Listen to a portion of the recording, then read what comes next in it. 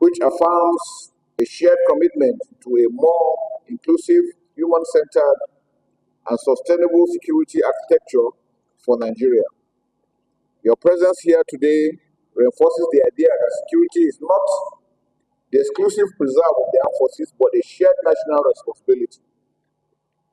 A responsibility that requires open dialogue, mutual trust, and active collaboration between the military and civilian actors. Historically, the relationship between the armed forces of Nigeria and the civilian populace has at times been characterized by suspicion, fear, and mistrust. This unfortunate legacy has often hampered our ability to effectively work together, particularly in times of crisis or national emergency. The military has been seen not as a partner in progress, but as an occupying force, alien to the people it is meant to serve and protect. And I think this is not far-fetched, because I'm sure the military's foray into politics during the military regimes, when we had coups and counter-coups, has given people a negative impression about the military. But I can assure you, having celebrated 26 years of democracy, the military has evolved. It is not that military. This is a new military that is people-centric, because we understand that without the people, we cannot perform, especially with the contemporary security challenges we're facing of asymmetric warfare. We need the people to be on our side, and we can only do that if we show love and care and sense of responsibility in our conduct. Today, we must acknowledge that perception and commit ourselves to changing it. The reality is that the armed forces of Nigeria are a constitutionally established institution, deeply rooted in democratic principles and accountable to the Nigerian people. Our mandate is to safeguard the territorial integrity of this country, and just as importantly, to support civil authority in ensuring peace and stability and development.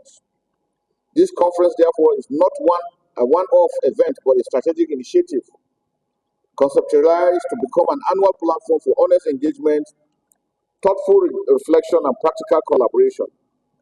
The overchanging goal is to win hearts and minds, and shift from a purely kinetic, force-based approach to one that prioritizes trust, building, respect for human rights, and community partnership.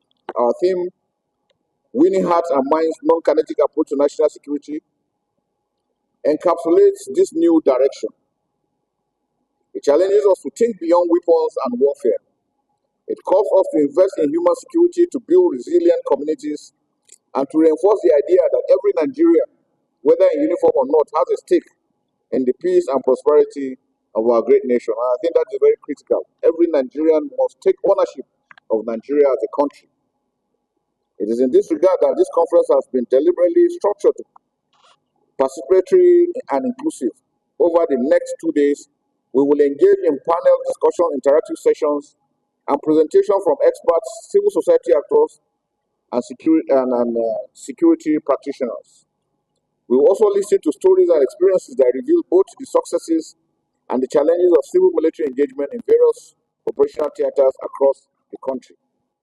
My charge to my commanders all over the country is you must ensure that you protect the communities you are defending.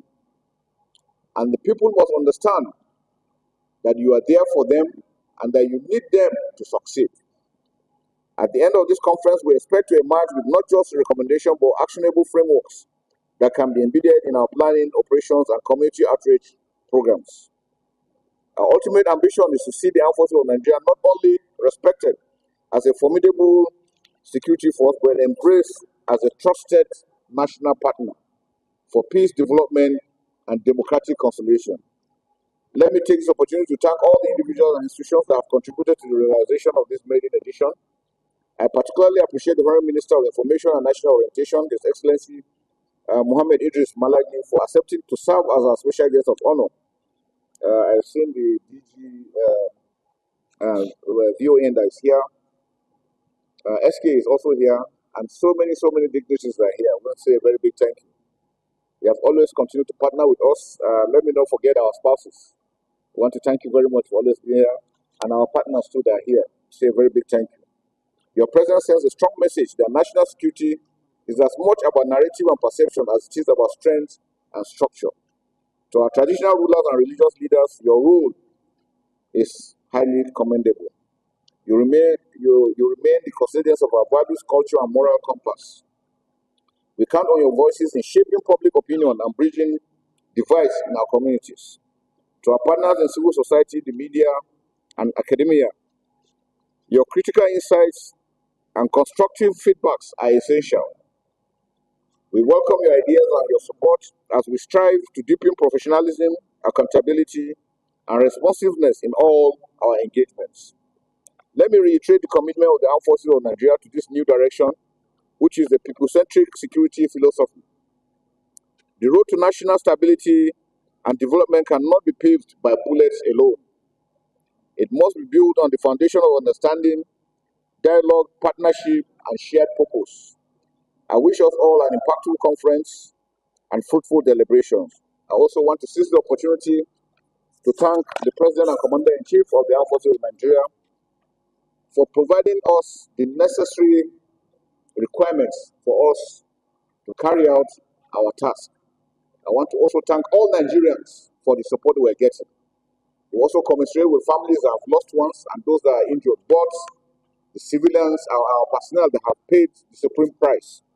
We assure you that we'll put in everything that is required to make sure that Nigeria is safer, Nigeria is prosperous, and Nigeria is peaceful.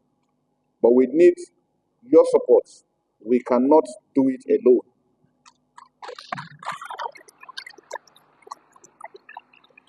Again, to appreciate Mr. President, today as I stand here on 19 June 2025, marks it exactly 2 years that we appointed as Chief of Defense Staff. And so to us is a challenge that we will continue to forge forward, and we assure you of our commitment. Thank you and God.